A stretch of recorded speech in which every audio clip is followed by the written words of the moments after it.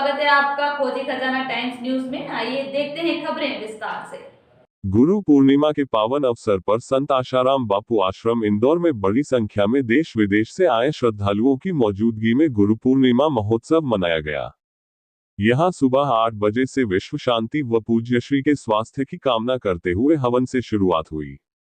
तत्पश्चात पूज्य श्री की कुटिया से पादुका यात्रा निकली जो सप्त गौ मंदिर होते हुए व्यास भवन पहुंची, जहां साधक भक्तों ने पूज्य श्री की पादुका का पूजन किया। आज के दिन गुरु पूजन, गुरु दर्शन, मानस पूजन का बड़ा महत्व है। इस अवसर पर साधक पूज्य गुरुदेव का एलईडी पर सत्संग सुनते हुए अपने गुरु की याद में साधकों की आंखों से आंसू तक बह रहे थे। वह सभी प्रार्थना कर रहे थे, हमारे गुरुदेव हमारे समक्ष जल्दी व्यासपीठ पर पधारे। इसके बाद सभी भक्तों ने अपने गुरुदेव की महाआरती की। गुरु पूर्णिमा के निमित्त आश्रम में सुबह गुरु वंदना के साथ कार्यक्रम का शुभारंभ हुआ। दूर दूर से आए भक्तों ने गुरु पादुका पूजन, मानस गुरु पूजन एवं प्रार्थना की और अपने गुरुदेव के शीघ्र दर्शन प्राप्ति हेतु जप संकल्प किया। इस दौरान भक्तगण अपने गुरुदेव को मन ही मन याद करते हुए भक्त भाव विभोर होते नजर आए। गौरतलब है कि संत आशाराम बापू के लगातार 11 वर्षों से बापूजी के प्रत्यक्ष दर्शन व सत्संग का सानिध्य नहीं मिलने से श्रद्धालु व्यथित थे। उन्होंने सरकार व न्यायपालिका से अपील की है कि निर्दोष बापूजी को जल्द से जल्द रिहा कर करोड़ों व्यथित हृदयों को सांत्वना प्रदान करें। इंदौर से दिलीप शर्मा की रिपोर्ट।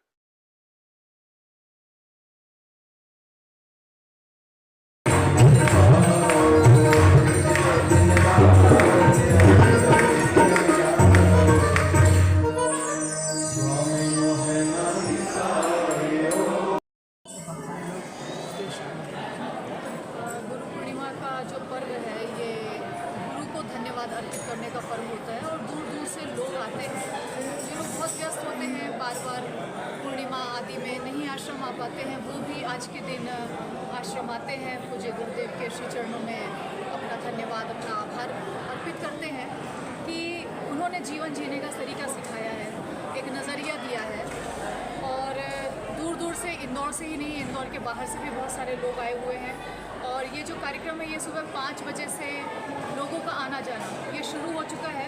ये लगभग 10 बजे तक चलेगा और 8 बजे सुबह से ही यहाँ पर हवन का कार्यक्रम, गौ माता की प्रदक्षिणा, पीपल बादशाह की प्रदक्षिणा और ध्यान, भजन, कीर्तन, पादुका पूजन, कीर्तन यात्रा, ये सब का कार्यक्रम सुबह से ही चालू है।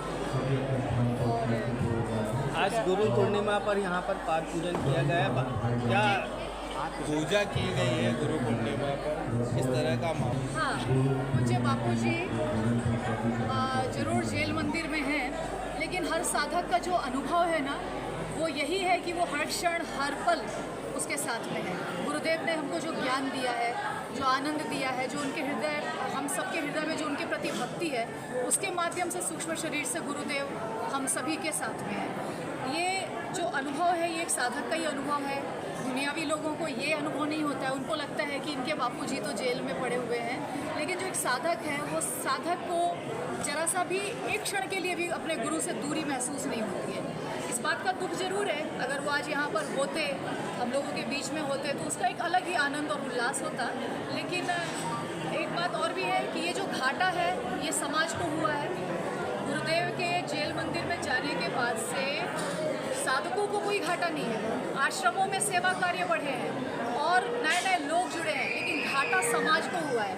क्योंकि बापूजी का जब कार्यक्रम होता था, हर दूसरे तीसरे दिन हजारों लोग गुरु दीक्षा लेते थे, मंत्र दीक्षा लेते थे और मंत्र दीक्षा लेने के बाद में वो कुछ नियम ले लेते थे। हमारे बापूजी कभी भी किसी से रुपए पैसे दक्षिणा में नहीं मांगते हैं। तो बापूजी बोलते थे तुम्हारी कोई बुरी आदत छोड़ दो, इसी को मैं दक्षिणा मांगूंगा। कितने लोगों का व्यसन छूट जाता था, बीड़ी, सिगरेट, दारू, घर के कलह छूट जाते थे, घर में सुख शांति आ जाती थी, एक अच्छे समाज का निर्माण हो रहा था। घाटा समाज का हुआ है, घाटा ना आश्रम का हुआ है ना बापूजी का घाटा हुआ है, क्योंकि बापूजी हमारे ब्रह्मज्ञानी है, वो तो समता में स्थित है। जो भगवत गीता की हम लोग बात करते हैं, उस भगवत गीता को बापूजी जी रहे हैं, वो जी करके दिखा रहे हैं। तो घाटा समाज का है, घाटा हम लोगों का नहीं है। हम लोग तो हर क्षण उनसे अपनी नज़दीकी को आज यहाँ पर गुरु पूर्णिमा पर पाठ पूजन रखा गया है, इसको लेकर मतलब यहाँ पर पौधारोपण भी वितरण गया है। हाँ, ये जो कार्य है, सेवा कार्य है, ये तो लगभग बहुत सारे अवसरों पर किए ही जाते हैं। आप लोगों को जानकारी हो, हर अमावस्या में भंडारा होता है।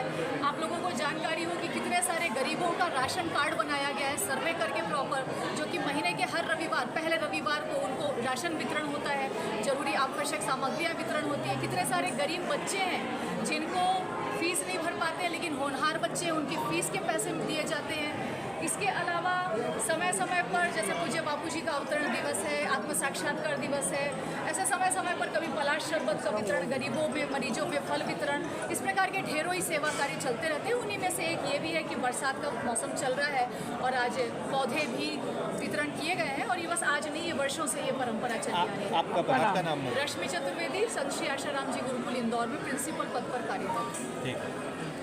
हमारे इस इंदौर क्षेत्र के सभी साधक एकत्रित हुए हैं और आज हमने यहाँ पर गुरु पूर्णिमा महोत्सव में अपने गुरु का पूजन और पूजन करने के बाद आरती की है और प्रसाद वितरण का कार्यक्रम है। और इस तरह से एक सभी लोग आध्यात्मिक लाभ यहाँ पर ले रहे हैं और निश्चित रूप से ये जो गुरु पूर्णिमा है हम सभी के लिए जीवन में सकारात्मक परिवर्तन लाने वाला एक त्यौहार है। आज गुरु पूर्णिमा के अवसर पर भक्तों से, ये शासन प्रशासन से क्या अपील करना चाहिए? देखिए, जिस तरह से आप सभी देख रहे हैं कि पूज्य बापूजी के द्वारा लगातार जो देश में सेवा कार्य किए जा रहे हैं और भारतीय संस्कृति कहीं ना कहीं जो कठिन दौर में जा रही थी या भारतीय संस्कृति का एक तरह से वैभव कम हो रहा था, तो उसको स्थापित करने के लिए बापूजी ने एक आध्यात्मिकता की जो लहर पूरे देश में फैलाई है और उसका प्रभाव है कि सनातन संस्कृति पुनर्जीवित हो रही है। आज लगभग 11 वर्ष से ज़्यादा समय हो गया है बापूजी जेल में है, लेकिन साधकों के बापूजी के साथ जो अंतर्मन से तार जुड़े हुए हैं, तो उसका प्रभाव आप देखते हैं कि आज भी साधक बापूजी को अपने बीच में पाते हैं और साधकों का जीवन उसी उन्नति की ओर लगातार अग्रसर है। तो मेरी भारत सरकार से ये प्रार्थना है कि बापूजी जैसे महापुरुष अपने हयाती काल में अगर कारागार में रह रहे हैं तो इससे सबसे बड़ा नुकसान समाज का हो रहा है, देश की संस्कृति का हो रहा है। तो इसलिए ऐसे सारे आरोपों से बापूजी को शीघ्रातिशीघ्र बरी करके और बापूजी को रिहा करा जाए ताकि उनके इस हयाती काल का समाज को फायदा मिले। आपका नाम? Doctor Ashok Thakur, MD medicine, associate professor medicine विभाग एमवाई। और संक्षिप्त गुरु पूर्णिमा का दिन है, गुरु के चरण पादुका का पूजन पाठ किया गया है, क्या कहेंगे? सनातन संस्कृति को निभाने की कोशिश कर रहे हैं। हमारे गुरु ने हमको जो सिखाया, सनातन संस्कृति का वैभव और सनातन संस्कृति की जो शिक्षाएं हमको सिखाई गई आशाराम जी बापू आश्रम में, हम आप उसी को जीवंत करते हुए नजर आ रहे हैं। तो हमने हमारे गुरु का मानसिक पूजन आज किया है, क्योंकि गुरु हमारे बीच में उपस्थित नहीं है किन्हीं भी कारणों की वजह से, तो हम यहाँ उपस्थित हुए हैं उनके प्रति अपनी कृतज्ञता प्रकट करते हैं। आप एक युवा है, युवाओं के लिए क्या कहेंगे, क्योंकि युवा भटक गए हैं पूजा पाठ। जब देश का वैभव और देश को संस्कृति सिखाने वाले लोगों को, संतों को जेल में रखा जाएगा, तो हमारे बापूजी जेल में नहीं है, इस देश की पूरी संस्कृति जेल में है आज की तारीख में। और ये इस देश की संस्कृति पर सबसे बड़ा कुठाराघात है। और जब आप देश के ऐसे वैभवशाली संतों को जेल में रखोगे तो युवा केवल गर्त की ओर ही जाएगा, क्योंकि युवा को जगाने वाले संत को तो आपने बुरे तरीके से गलत आरोपों के तहत जेल में रखा हुआ है। तो युवा ऐसे ही बिगड़ेगा। युवा नारी जिन शक्तियों को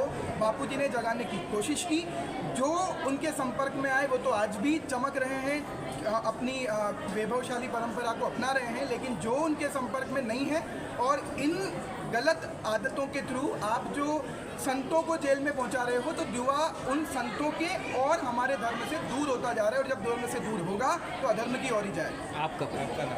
मैं रोहित खंडेलवाल, मैं चार्टर्ड अकाउंटेंट हूँ, कंपनी सेक्रेटरी।